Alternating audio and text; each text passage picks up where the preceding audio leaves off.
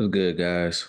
Um, Back, fresh episode, talking game. Here by myself. Uh, but my fault for being by myself.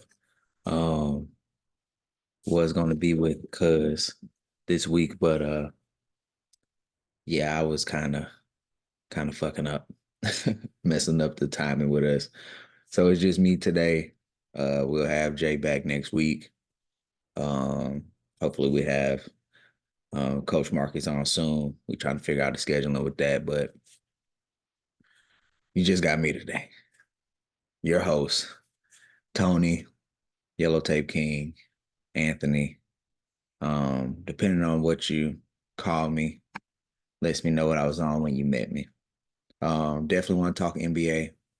We're deep into the first round now. Everybody has played at least two games.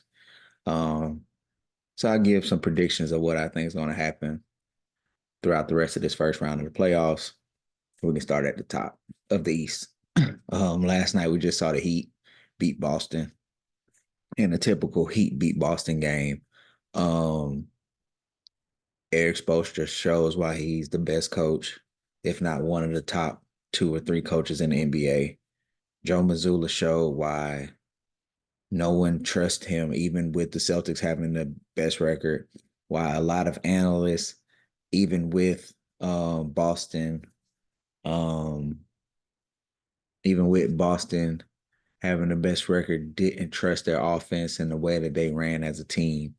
Um, because when the threes aren't falling, they can lose, and you can have a game like last night. And now the Heat have stole a game, and just like me and Jay was texting last night, Eric Spoelstra has the Heat believing that they can win it. That's the first step, is actually walking on the court and believing that you can win the game. And right now, the Heat really believe that they can beat Boston. You took home court advantage last night. Boston looked flustered, and it's only the second game of the series. You could tell they're just not used to being uncomfortable. The Heat look like that's the kind of game that they play, and that's what they do, especially in the playoffs. Porzingis reverted back to playing small. It was multiple times in the zone where he had Tyler Hero or even Duncan Robinson or somebody small on him, and he turned around and shot a 17-footer. That wasn't what Porzingis was doing early in the year, and that's not what had Boston successful because Porzingis was taking advantage of those matchups. If he's not going to take advantage of those matchups, it becomes a totally different team because I'm a true believer that if you don't take a good shot, you're probably going to end up taking a bad shot. You have to flow with the offense. And if sometimes the best shot is yours. And sometimes you got to post a little guy up, Porzingis. So I don't think the Heat will win the series. I still got Boston winning it, but they got to tighten up, which I don't see them playing a different way. I mean, they got them here. So I think Boston does put up enough shots and they'll make enough shots throughout the series to win it. This is going to be a dogfight. This is going to be a 6, 7 game series. So give me Boston in seven, winning it at home. All right. Then we go down to the second part of that half of the bracket. And you got the Heat and the, I'm sorry, not the Heat, the Magic and the Cavs. Simply put, the Magic aren't ready. I was talking to a Magic fan yesterday, and to me, the Magic look how the Cavs looked last year. They look like they're being bullied. They look like the younger team. You know, they're a year early. I thought they might have been a play-in team this year, and guess what? They're the number 5 seed in the East. Good season.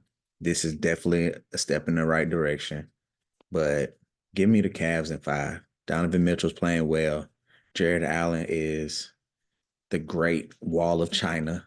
You know, thinking about players who may and play replace Embiid if Embiid can't go in the Olympics. Jared Allen definitely looks like one of the guys, even though Chet would be my front runner.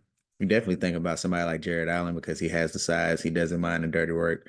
He can obviously can block shots. He's going to get rebounds for you. And there's enough scoring on the team. Uh, Darius Garland's going to get you a bucket. Evan Mobley. I think this is the perfect series for him, especially if they have Boston, which I predict in the second round. It gives him some confidence going into a tougher round with a tougher opponent. So, good season, Magic.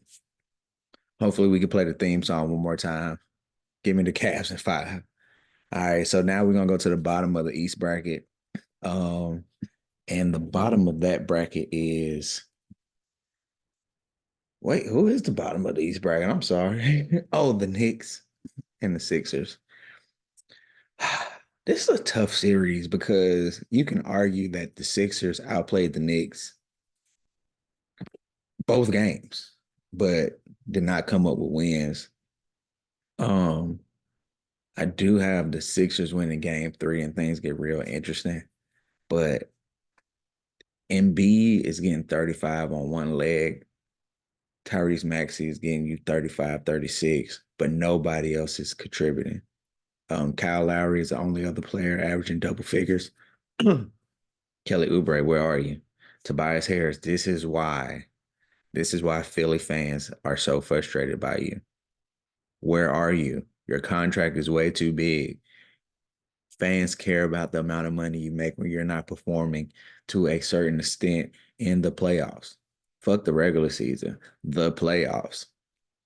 Um, so I don't think they have enough horses. I feel like if Embiid was healthy, he is such a great and dominant player that he would be able to wield the Sixers, but I don't think that's going to happen. On the flip side, the Knicks have won these two games, and yes, the Sixers have outplayed them, but we haven't had that Jalen Brunson game yet. So that has to be the scary thing for the Sixers is like at some point Jalen Brunson's going to bust out of this funk, and then that's going to make all the other pieces a little bit better because Jalen Brunson's making those shots. So I honestly think the Sixers get these two at home, and then the Knicks get the next two and close it out in six. Um, they move on to face 3-6 matchup. You got the Bucks, got the Pacers. Um, I'm not one of those people who are off the Bucks bandwagon per se. I think Dame is able to play the way that he wants to now. It is crazy to see Dame Lillard get waved off, or I think it was game one. Dame Lillard didn't even bring the ball up until the 8 minute mark. Um, but he is still Dame Lillard. He still can get, I don't even what kind of hot, white hot from the floor. Chris Middleton is rounding in the shape. You know, Bobby Portis is going to bring the energy. Malik Beasley has become a defender. Patrick Beverly is going to do Patrick Beverly things, just winning things. And I do think the Pacers are just too young and don't have enough experience, even with adding Siakam, who is balling, averaging 36 over the first two games, had 35 and 37 in the win. They do have to figure out a Siakam problem that they have. But Tyrese Halliburton just hasn't been the same since he came back from injury, and it's still showing right now in the playoffs. And I think when the pressure gets on to the Pacers, I would lean more onto the Bucks experience overall as a more veteran team. And even though I'm not a Doc Rivers fan, I do think that he escapes because of talent, not necessarily because of coaching, because Rick Carlisle's a pretty decent coach. So I do have the Bucks winning. So in the East, I have Boston advancing to play Cleveland. I have Knicks advancing to play the Bucks. All right. So now we're gonna go out west. And the top of that bracket is OKC and the Pelicans. OKC showed you why OKC got the number one seed, even though they were tied, why they got the number one seed last night. They played 9, 10 players. All of them are dangerous. All of them are effective. Even Gordon Hayward, even, he didn't score, but he got some burn, and you still have to account for Gordon Hayward to get a bucket. Shea Gilgeous-Alexander shows why he should be the MVP. Um, Anything throughout the history of voting shows that Shea Gilgeous-Alexander should be the MVP, but it seems like they're determined to give it to Jokic. Um, Jalen Williams is a guy. I can see him. It's just so hard, but I can see him being an all-star next year. Um, Plays defense, gets up into you. He can get you buckets, big, strong, and he's only going to get better. He's only in year two. I mean, like you could say for pretty much all of OKC. Chet Holmgren carrying them in the first half, 20 points. He's 7-1, so he's a great rim protector. The only issue I have with OKC is they're terrible at rebounding. Um, that's why the Lakers did well against them. That's why any team that did well against them did well against them. They're terrible at rebounding. And the Pelicans got a lot of second chance opportunities. And what Charles Barkley said was right. You move on to better teams, and they're going to make those second chance opportunities. Um, the Pelicans just couldn't find a bucket last night, especially in the first half. They were getting one or two offensive rebounds per possession, and they were coming up empty. I do think that changes in New Orleans. I still like New Orleans to make this a very interesting series. They have defenders, Herb Jones, Trey Murphy, and Trey Murphy can hit buckets. Herb Jones showed that he could hit shots last night. He just got to do it consistently. They do miss Zion big time. Lou Dort is in Brandon Ingram's chest. He cannot breathe, and you need somebody else like Zion to alleviate him as a scorer that can create his own offense. Trey Murphy's not creating his own offense. He's more of a catch and shoot guy, but he can get hot, but he's not creating it. Jose Alvarado is only going to do so much at his size offensively. Herb Jones is 3-and-D catch and shoot guy. CJ McCollum's not showing up. I looked at one point, he was 5 for 12. He has just been terrible. And like, I know this is further down the line in their career, but you just see more and more why Dame couldn't win with him. CJ McCollum's a cool player, but he's just not elite. And he's not elite in these moments in the playoffs, and it's showing right now. Um, but since, like I say, the Pelicans have so many pieces, they can they will make this a series in New Orleans. And you got to remember for a lot of these players, well, outside of Luke Dort, Shea in the bubble, and well, he might have made the playoffs with the Clippers too, Shea.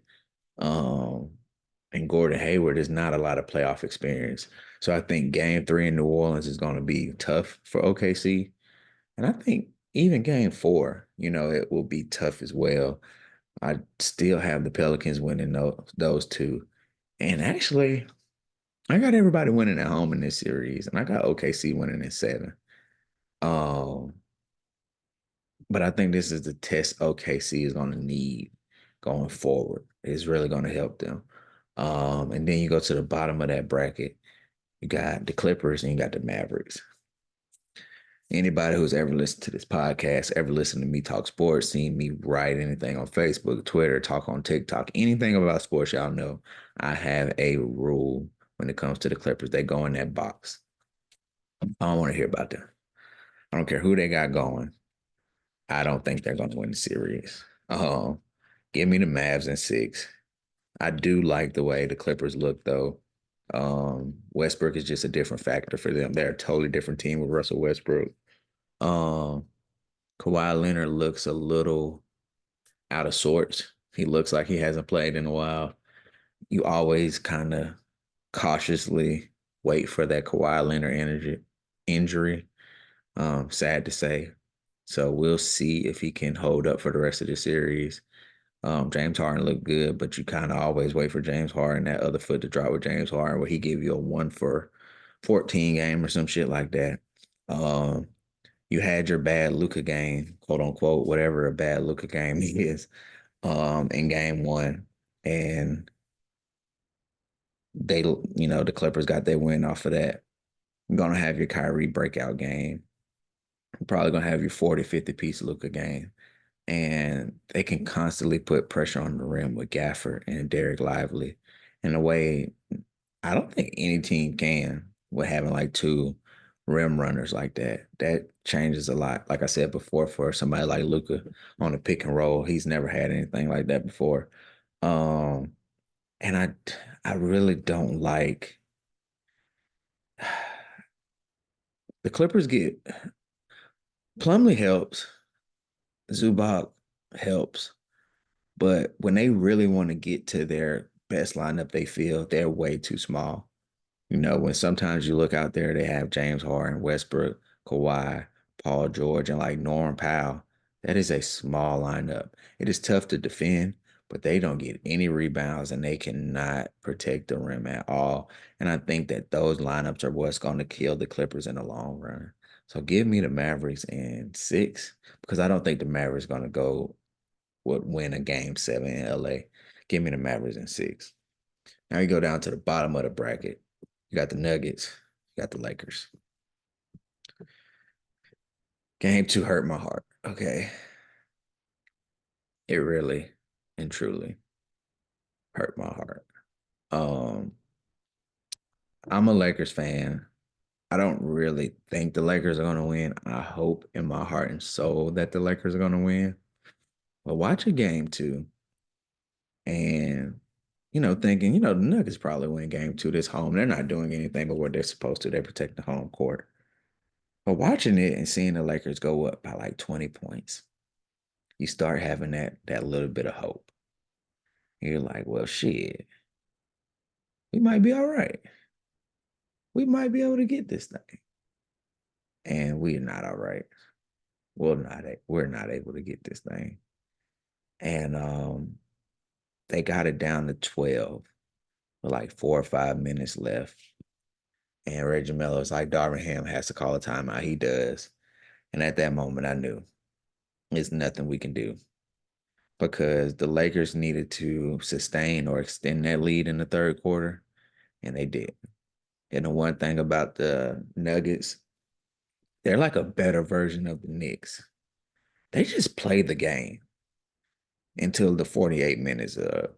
They're just going to keep executing. It's almost like they don't look at the score. They just execute. They make sure they just keep doing everything the right way. And when the game's over, we see where we end up. And most of the time, they end up winning. And that's exactly what's happened with the Lakers. They just keep playing. They keep executing, keep executing. And it's almost like a tortoise in the hare type thing. The Lakers execute in the beginning. They run out. And then Jokic and Murray and Gordon and KCP, they just slowly keep going, keep going. The Lakers stop, take a water break. Nuggets just keep going, keep going. The Lakers stop. Ooh, man, I need to get something to eat. The Nuggets keep going, keep going. And then you look up, you're at the finish line. It's a dead heat. And the tortoise is slowly crossing the finish line. And the rabbit is trying to race to catch up to him. That's exactly what it feels like watching the Lakers play the Nuggets. And it sucks. It double sucks because I'm a Lakers fan, and if anybody knows me, they know that Jokic is actually my favorite player to watch. So it sucks watching him torch my team. But hey, man, I guess if anybody was to do it, I'm happy to beat him. But I do think the Lakers make it a little interesting. I said 5 last week before the play in. We lose in 6. Nuggets gets us in 6. And then that goes down to the Suns, Minnesota series, the 3-6 matchup. Phoenix tried to recreate the wheel and not have a point guard. It just doesn't work. It doesn't make sense. There's no easy buckets. KD bringing the ball up doesn't even look right. I mean, on every play basis or for stretches of time doesn't look right. He's literally your point guard and your center. What? KD is a bucket getter. Now he did show that he could be a rim protector in Golden State, but I don't think people realize that was 5 years ago. And that was pre-Achilles injury. Okay, Devin Booker is a bucket getter. Yes, he can go get you a triple-double, but he's also the person who scores 70 in Boston. He also has 3 50-point games against the Pelicans. So, what is his ultimate skill? What is he best useful for in the NBA? Bradley Beal, not a point guard. He won a scoring title. He averaged 30. Or did he win it that year? I don't know, but he averaged 30. He became all NBA because he got buckets, not because he got assists, not because he's a great defender. That is not what they do. It's crazy to look at this team and say they're missing Chris Paul. That's exactly what's happening. They have nobody that can help them facilitate and get easy buckets. I don't know who thought that this was the deal to make, but it sucks. And now they're strapped. They have no assets. They traded all their first round picks going forward away for KD. They traded most of their second round picks for Bradley Beal. They had to attach first round picks to get rid of Chris Paul, crazy ass contract. So, oh no, was it Chris Paul or DeAndre Ayton? One of those contracts they had to attach first round picks. So they have nothing. This is the team that they're going to be stuck with a 36-year Kevin Durant. Bradley Beal is on the other side of 30. And if you look deep into his numbers, never really been that elite. Um, High level scorer at eighth point in time, but never just a elite overall basketball player. And then you do have a young Devin Booker. But other than that, this is his team you got. Oh, and Grayson Allen just got an extension. Maybe he can run point guard. Or you bring Isaiah Thomas back. I do not know. But until you find somebody, a serviceable point guard, he doesn't have to be a superstar. It's not going to work for the Suns. Then on the flip side, you have the T Wolves, who are just the young dogs. Like, I'm gonna be honest. When I look at Minnesota, I look at Ant Edwards, and I look at that team. I really wish we had a healthy Ja and Memphis team this year. Those are two teams with two young dogs that I cannot wait to see play against each other for the next 10 years plus. But that's another conversation. Anthony Edwards had his big game one. Didn't play so well in game two, but Anthony Edwards always shows that he knows how to play winning basketball, even as a superstar. Even when his shot's not falling, him being a high level defender, him being a willing passer, it makes things so much better for players like Jaden McDaniels. You know what I'm saying? Rudy Gobert is showing to be somewhat of an offensive threat. Um, Cat Williams, Carl Anthony Towns, Cat. He had an off game, but when you have people like Naz Reid, Mike Conley playing well, hey, Mike Conley, somebody the Suns could use. But you got players like Mike Conley steadying the ship. It all just works out. So I definitely have the T Wolves winning. I got T Wolves winning at 5, actually. I think the Suns have shown a ability to collapse. I think the Suns win game 3 at home. You get the crowd, you get the all right, let's do this game, and then up out of there. You know what I'm saying?